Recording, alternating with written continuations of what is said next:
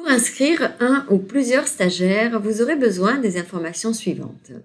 Le nom du stagiaire, tapez le nom en majuscule.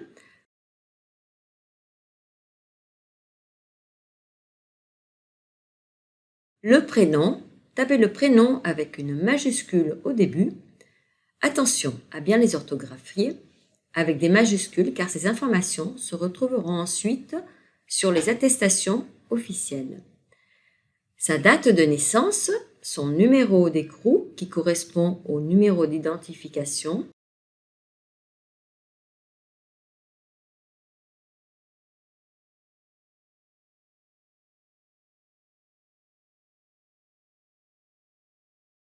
et son niveau d'entrée en formation.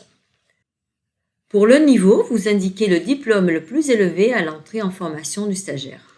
Vous pouvez survoler le curseur sur la liste des niveaux de formation pour avoir des indications sur la nomenclature des niveaux.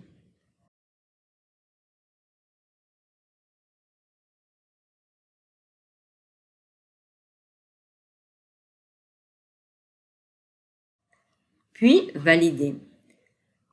Recommencez pour le stagiaire suivant. À ce stade, vos stagiaires sont créés dans le PAF, mais pas encore associés à une action. C'est l'objet d'une autre vidéo. Avant de finir un tour d'horizon sur les actions possibles à faire sur un stagiaire, la première icône vous indique si le stagiaire est inscrit à une session ou pas. Le crayon vous permet de rectifier ou modifier les informations du stagiaire.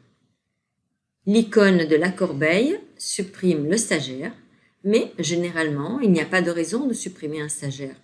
Nous verrons plus tard comment gérer les sortants. Cette icône, qui semble indiquer un mouvement, permet de transférer le dossier du stagiaire à un autre formateur, une autre formatrice préface. Cette icône vous permet d'archiver les éléments concernant le stagiaire. Attention, nous vous déconseillons fortement d'archiver des stagiaires en cours de session. Sinon, vous perdez tout accès aux données. Il est recommandé d'attendre le feu vert de votre responsable pour archiver. Votre responsable peut désarchiver un stagiaire archivé par erreur.